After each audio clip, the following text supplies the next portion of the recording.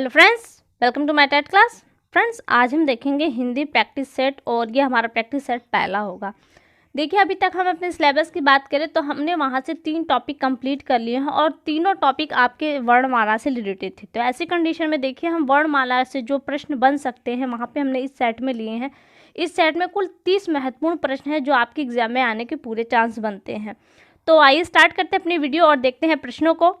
तो देखिए, यहाँ पे हमने जो पहला प्रश्न लिया है कि क किस तरह का वर्ण है। सघोष है, अघोष है, महाप्राण है, इनमें से कोई नहीं। देखिए, जब भी वर्ण की बात आए तो आप अपने मन में ही उसका उच्चारण जरूर कीजिएगा, उसके बाद ही आंसर पर टिक लगाइएगा। तो देखिए, क किस तरह का वर्ण है। अगर हम क ख ग लिखे तो आपका सघोष, अघोष और महाप्राण आता है। तो क आपका वर्णमाला क वर्ग का पहला वर्ण है और पहला वर्ण क्या है आपका अल्प प्राण होता है। और सघोष अघोष की बात करें तो अघोष होता है। तो अल्प प्राण है और अघोष है, तो अल्प प्राण यहाँ पे नहीं है, अघोष है। तो अघोष आपका ऑप्शन बी यानी कि यहाँ पे सही है। क किस तरह का वर्ण है अघोष।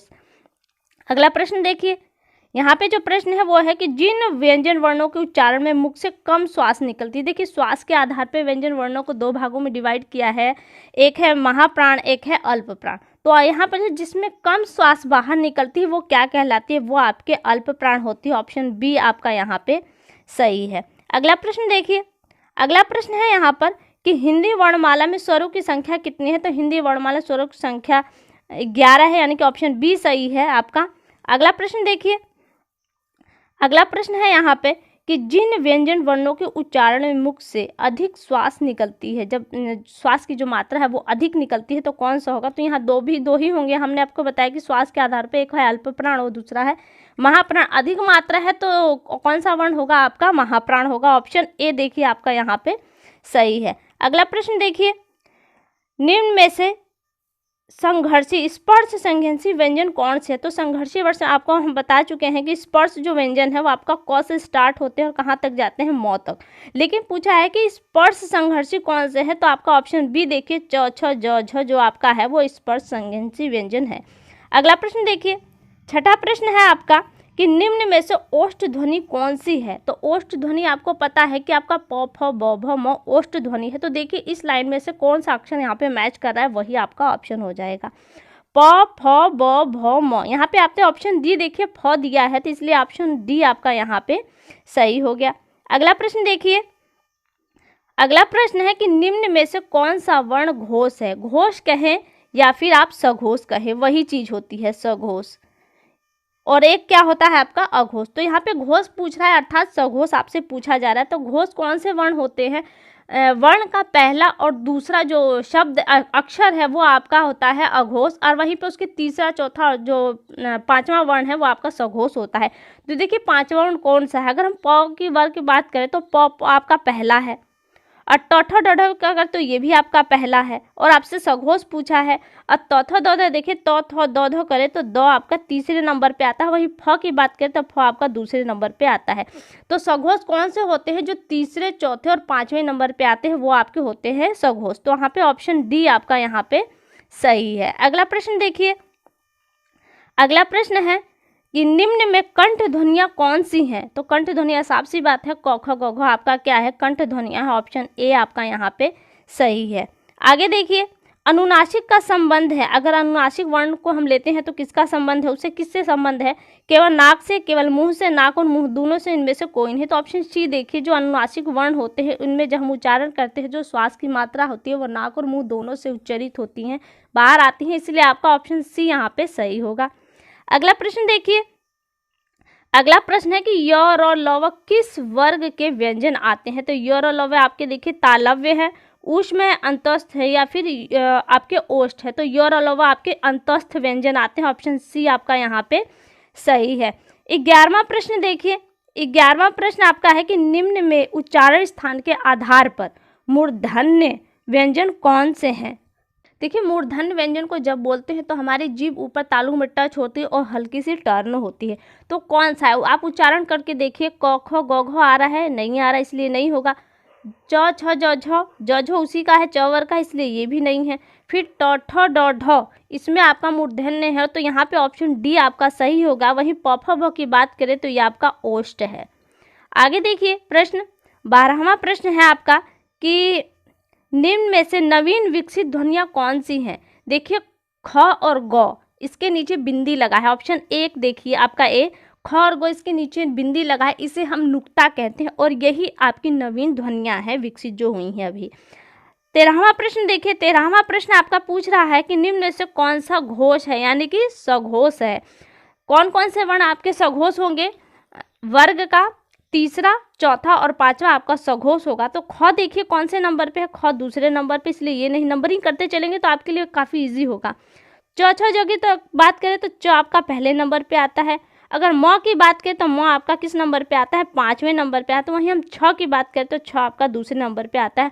आप वर्णमाला के वर्गों को बोलिएगा, जैसे क ख ग घ च छ ज झ बोलते चलिएगा, वहाँ पे नंबरिंग करते चलिएगा तो आपको क्लियर हो जाएगा। तो घोष कौन कौन से होते हैं? घोष आपके तीसरा होता है, चौथा होता है, पांचवा। तो देखिए पांचवा आपका सी ऑप्शन यहाँ से मैच कर रहा है, इसलिए ऑप्शन सी आपका यहाँ पे सही होगा। अगला प्रश्न देखिए, दिया है कि निम्न में कौन सी ध्वनि ओष्ठ नहीं है? तो ओष्ठ वाली ध्वनि कौन सी है आपकी? प, फ, ब, भ। तो इन पांचों वर्ण में से देखिए कौन सा वर्ण मैच नहीं कर रहा। जो वर्ण मैच नहीं करेगा वो क्या होगा? आपका नहीं की तरफ इंगित करेगा।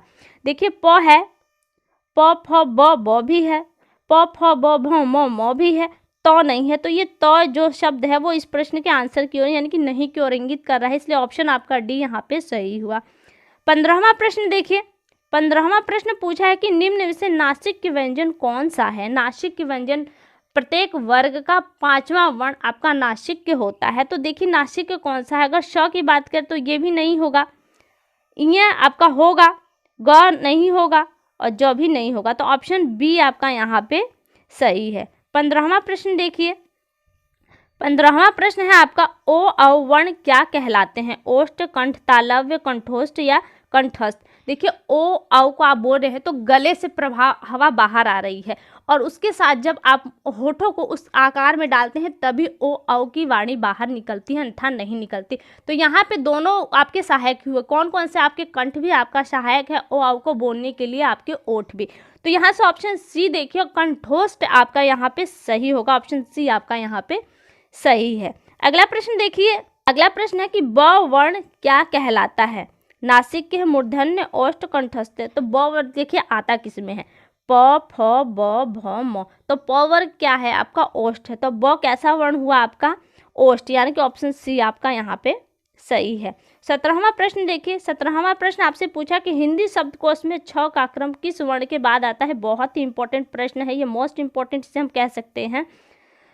कौन सा है? शब्दकोश में क के बाद छ का नंबर आता है। ऑप्शन एक आपका यहाँ पे सही है। अगला प्रश्न देखिए, अगला प्रश्न पूछा है कि घ का उच्चारण स्थान कौन सा है? तो घ कहाँ आता है, किस वर्ग में आता है?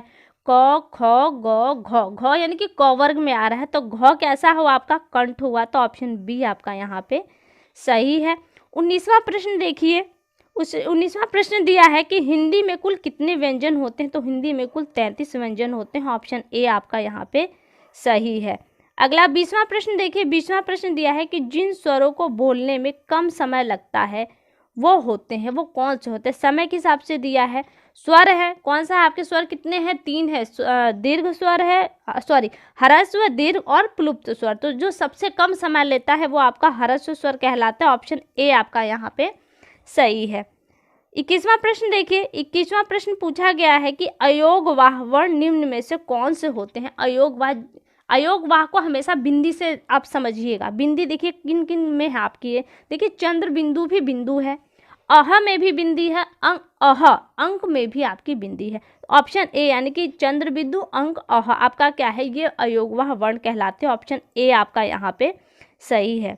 22वां प्रश्न देखिए, 22वां प्रश्न में पूछा है कि हिंदी वर्णमाला में सामान्यतः व्यंजन कितने प्रकार के होते हैं? तो वो 6 प्रकार के होते हैं आपके। अगला प्रश्न देखिए, प्रश्न आपका है कि स्पर्श व्यंजन कितने होते हैं? तो आपके देखिए क से जब हम स्टार्ट करके म तक जाते हैं तो इतनों के बीच में आपके 25 स्पर्श व्यंजन आते हैं। तो कौन सा ऑप्शन सही है? ऑप्शन बी आपका यहाँ पे सही है। अगला 24वां प्रश्न देखिए, 24वां प्रश्न पूछा है कि अनुनासिक व्यंजन कितने होते हैं? अनुनासिक व्यंजन होते कौन है? आपके प्रत्येक वर्ग का 5वां वर्ण अनुनासिक व्यंजन होता है। तो कितने वर्ग आते हैं जिसमें 5 लाइनें होती हैं? तो आपके कितने हुए? इस हिसाब से आपके 5 हुए। कौन कौन से हैं? अंग, य, ण, न, म क्या है आपके? ये आपके अनुनासिक व्यंजन हैं। तो यहाँ पे ऑप्शन सी आपका सही होगा कि 5 हैं आपके अनुनासिक व्यंजन।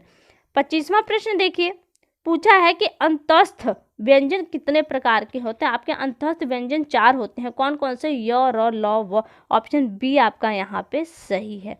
आगे देखिए, आगे पूछा है कि उसमें व्यंजन कितने होते हैं। तो उस व्यंजन 4 हैं। ऑप्शन सी आपका सही है। उसमें व्यंजन कौन कौन से हैं?